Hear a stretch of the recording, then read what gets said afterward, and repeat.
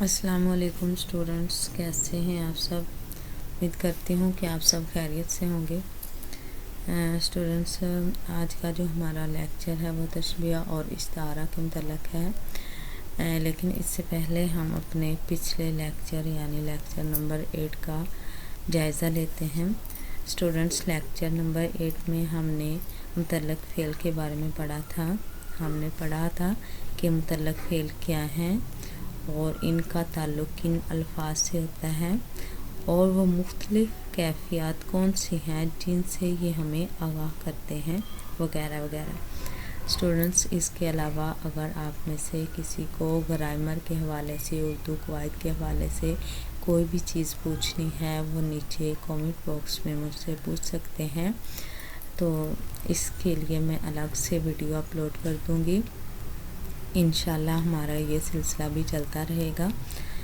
Students, چلیے اب ہم اپنے اگلے لیکچر کی طرف بڑھتے ہیں۔ آج کا ہمارا لیکچر ہے تشبیہ اور استعارہ کے متعلق۔ اسٹوڈنٹس، تشبیہ، سب سے پہلے ہم تشبیہ کے بارے میں جانتے ہیں۔ تشبیہ کے معنی ہیں دو چیزوں یا شخصوں کا بناوٹ یا شکل و صورت میں ملتا جلتا ہونا، یعنی ایک جیسا ہونا۔ تو جب کسی شخص یا چیز کو شکل و صورت کے لحاظ سے کسی دوسری چیز کے ہو بہو قرار دیا جائے، اسے ہم تشبیہ کہیں گے۔ کسی خوبی کی وجہ سے، کسی مطلب کہ کوئی بھی چیز جو آپس میں ملتی ہے، ایک جیسی ہوتی ہے، تو ہم کہتے ہیں کہ فلاں فلاں کی طرح ہے، یہ چیز اس چیز کی طرح ہے، تو ہم اس کو تشبیہ کہتے ہیں۔ نیچے کی مثالوں میں دودھ جیسی رنگت کو دودھ سے تشبیہ دی گئی ہے۔ گلاب جیسے ہونٹ وغیرہ، اب ہونٹ کو گلاب سے تشبیہ دی گئی ہے۔ تشبیہ کے مزید 3 حصے ہوتے ہیں، ان کے بارے میں ہم جانتے ہیں۔ اسٹوڈنٹس، تشبیہ کے جو 3 حصے ہیں وہ یہ ہیں: مشابہ، مشابہ با، حروف تشبیہ۔ سب سے پہلے ہم مشابہ کے بارے میں جانتے ہیں۔ مشابہ وہ ہے جس چیز کو تشبیہ دی جائے، یعنی جیسے اوپر کی مثال میں رنگت اور ہونٹ ہیں۔ رنگت کو ہم نے دودھ سے تشبیہ دی اور ہونٹ کو گلاب سے، تو جس چیز کے ساتھ تشبیہ دی جائے وہ کیا ہوتی ہے؟ وہ مشابہ ہوتی ہے۔ اور مشابہ با وہ چیز ہوتی ہے جس کے ساتھ تشبیہ دی جائے، مطلب کہ جس چیز کے ساتھ تشبیہ دی جاتی ہے اسے ہم مشابہ با کہتے ہیں۔ جیسے دودھ اور گلاب ہے، یعنی رنگت کو دودھ کے ساتھ تشبیہ دی تھی اور ہونٹ کو گلاب کے ساتھ تشبیہ دی تھی، تو یہ مشابہ با ہے۔ آگے حروف تشبیہ ہے۔ یہ وہ حروف ہوتے ہیں جو متشابہ اور مشابہ با، یعنی مشابہ اور مشابہ با کو آپس میں ملاتے ہیں۔ مثلاً یہ اوپر کی مثالوں میں دودھ جیسی رنگت میں جیسی جو ہے یہ کیا ہے؟ یہ حروف تشبیہ ہے۔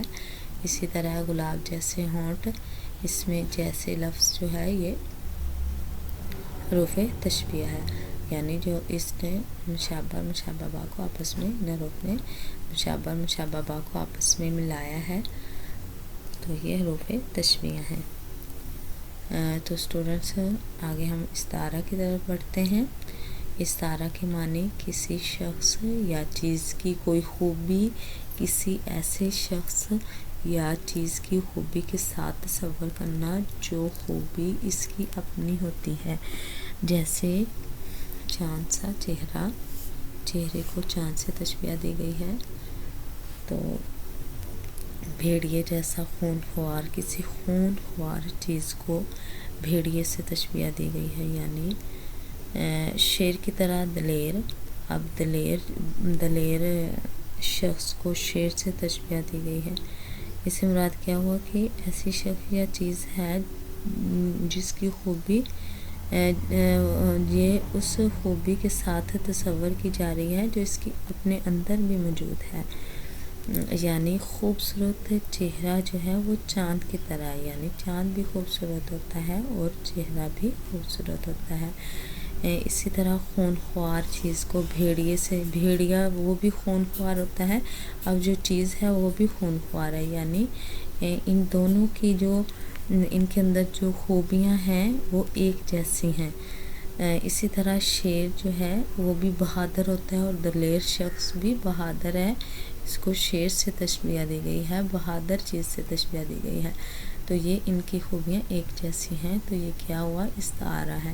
اسی طرح مذکورہ مثالوں میں چہرے کی خوبصورتی کی بنا پر چاند سے، اور دوسری میں کسی کو درندگی اور ظلم کے سبب بھیڑیے سے، اور تیسری میں بہادری کی وجہ سے شیر سے تعبیر کیا گیا ہے، تشبیہ دی گئی ہے۔ تو اسی طرح نیچے کی مثالوں میں تشبیہ اور استعارہ جو ہیں وہ الگ الگ کیے گئے ہیں۔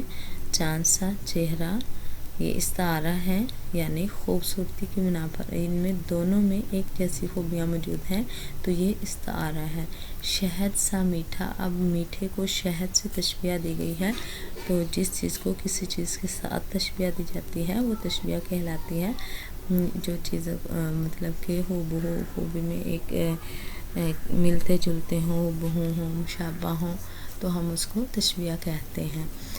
اسی طرح غزال ہے، غزال لفظ جو ہے یہ گرامر اردو گرامر کا لفظ ہے۔ غزل ہرن کو کہتے ہیں، تو یہ غزال زیادہ ہرنیں ہیں، غزال سی آنکھیں، یعنی آنکھوں کو غزال کی آنکھوں سے تشبیہ دی گئی ہے، تو یہ استعارہ ہے، یعنی آنکھیں بھی خوبصورت ہیں، اور یہ ہرن کی آنکھیں جو ہوتی ہیں وہ بھی خوبصورت ہوتی ہیں۔ غزال سی آنکھیں، غزال کی آنکھوں سے دوسری خوبصورت آنکھوں کو تشبیہ دی گئی ہے، تو یہ استعارہ ہوا۔ اسی طرح برف جیسا سفید، یعنی یہ دونوں چیزیں ایک جیسی ہیں، سفید ہیں، تو یہ تشبیہ ہے۔ اسٹوڈنٹس، آج کی ویڈیو میں ہم نے تشبیہ اور استعارہ کے متعلق تفصیل سے بات کی ہے۔ امید کرتی ہوں کہ آپ کو اس چیز کی سمجھ آ گئی ہوگی۔ تو اسٹوڈنٹس، آج تک کے لیے اتنا کافی ہے۔ اگلی ویڈیو تک کے لیے مجھے اجازت دیجیے۔ اللہ حافظ۔